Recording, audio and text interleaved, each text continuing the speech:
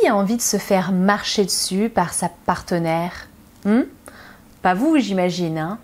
Bon, eh bien, prêtez attention à ces 5 points si vous voulez pas que ça vous arrive. Bonjour à tous et bienvenue sur Le Coin Séduction d'Alice Bergelac. Je suis Alice Bergelac, votre coach pour comprendre et satisfaire les femmes. Aujourd'hui, je m'adresse à tous ceux qui craignent qu'un déséquilibre ne s'installe dans leur relation au point de se faire marcher dessus par leur partenaire, ou même carrément à tous ceux qui sont en train de remarquer que le glissement s'effectue, qu'un rapport de force s'installe dans la relation, qu'il n'y a donc plus de point d'équilibre. Si ça vous intéresse, j'ai fait une vidéo il y a quelques temps, juste ici, sur comment la femme idéale est devenue le pire poison, le pire dragon que vous n'ayez jamais vu sur Terre. Ça peut compléter tout ce que je vais vous énoncer ici.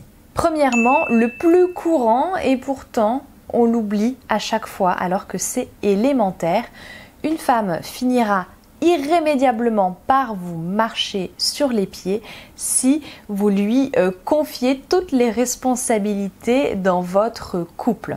En fait, ce qu'il faut comprendre, c'est que une fois que la phase de séduction est passée, on a fini de se tourner autour, etc., et les rôles s'équilibrent, donc tous les deux vous participez, vous œuvrez pour que le couple se passe bien. Si vous, de votre côté, vous avez tendance à ne plus trop vous investir et notamment à lui demander à elle de choisir ceci, cela. Peut-être aussi que vous le faites parce que vous voulez lui faire plaisir et que vous ne voulez pas vous imposer. C'est-à-dire vous lui demandez de choisir ce qu'elle veut pour être sûre qu'elle soit contente. Donc ça peut partir d'un bon sentiment. Si vous la laissez s'occuper de beaucoup de choses, notamment des choses donc de l'organisation de ce que vous allez faire, de comment ça se passe à la maison, si vous commencez à lui demander globalement du coup de tout gérer entre vous, ce que vous allez faire, comment ça va se passer, à quel moment ça va se passer. Si en plus elle a l'impression qu'elle doit s'occuper de tout un tas de tâches à la maison, parce que parfois ça vient d'elle, parfois elles ont l'impression que beaucoup de tâches leur incombent, que si elles le font pas, ce sera pas fait, etc. Donc elles partent du principe que vous n'allez pas participer à la vie de couple. Bref, tout ça, si vous la laissez faire, eh bien naturellement elle va prendre le contrôle de votre couple, naturellement elle va se mettre à porter la culotte et naturellement petit à petit elle deviendra de plus en plus autoritaire. C'est une posture qui se fait par défaut et la plupart du temps ceux qui sont déjà passés par là le savent bien. Que va-t-elle faire ?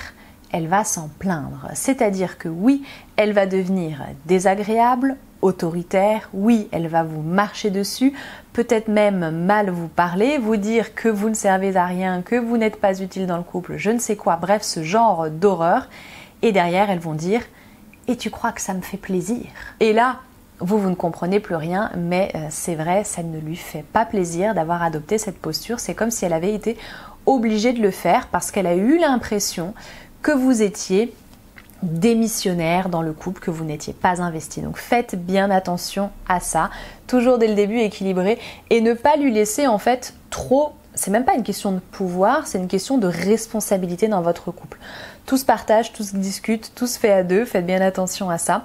Même si vous, ça part d'un bon sentiment, attention. Deuxièmement, si vous ne voulez pas vous faire marcher sur les pieds, vos valeurs et tout ce qui est important pour vous de manière générale doit rester important pour vous. Ce sont des choses qui sont non négociables. Trop souvent, certains hommes vont avoir tendance à se suradapter à l'autre, ce qui est l'une des pires erreurs que vous puissiez faire. Puisqu'en gros, à ce moment-là, vous vous oubliez complètement, vous vous effacez, vous devenez donc un espèce d'ersatz d'elle-même, vous êtes comme elle veut, comme vous pensez qu'elle veut que vous soyez, vous n'êtes plus vous-même, vous n'avez plus de personnalité, vous n'êtes pas affirmé. Et qu'est-ce qu'on fait quand on a en face de soi une personne qui n'a pas de personnalité, qui n'est pas affirmée? Eh bien, on s'affirme encore plus et on l'écrase, tout simplement. Donc, si vous ne voulez pas vous faire écraser, évitez de vous mettre à plat ventre. Troisièmement, dans la même veine, vous connaissez vos valeurs, vous savez ce qui est important pour vous, vous savez également quelles sont vos limites, vous savez exactement ce que vous ne pouvez pas tolérer, ce que vous pouvez tolérer, ce que vous acceptez, etc. Et par conséquent, quand il y a quelque chose qui ne vous convient pas, attention, je ne parle pas là de caprice, je parle d'atteinte à votre intégrité, d'atteinte à vos valeurs, donc des choses qui sont très importantes, il y a une réaction nécessaire et immédiate à avoir, ce qu'on va appeler un recadrage. Vous vous affirmez sur l'instant quand quelque chose ne va pas, ne convient pas, est en désaccord profond avec vous-même et vous touche, vous blesse. Quatrièmement, vous serez sûr qu'elle va vous marcher dessus si vous oubliez votre propre bien-être et si vous oubliez de prendre du temps pour vous, pour votre santé, santé physique, santé mentale. On ne s'oublie pas. Autrement dit, on arrête de faire passer l'autre avant soi si ça doit nous faire du tort. C'est triste, c'est dommage, mais on trouve un compromis s'il le faut, mais on ne s'oublie pas. Il ne s'agit pas de communiquer que vous n'êtes pas aussi important qu'elle, que vous n'avez pas autant d'importance qu'elle. Vous êtes des égaux, vous êtes équitables tous les deux. Cinquièmement, si vous négligez votre femme, que va-t-il se passer? Eh bien, elle pourra devenir de plus en plus autoritaire pour se faire entendre, de plus en plus désagréable. Non seulement parce qu'elle se sentira de plus en plus mal, donc forcément ça implique des comportements désagréables, mais en plus parce qu'elle va chercher à attirer votre attention. Que fait un enfant quand il veut attirer l'attention d'un être aimé? Il devient désagréable, il ne va pas se replier dans son coin et accepter son sort. Rarement.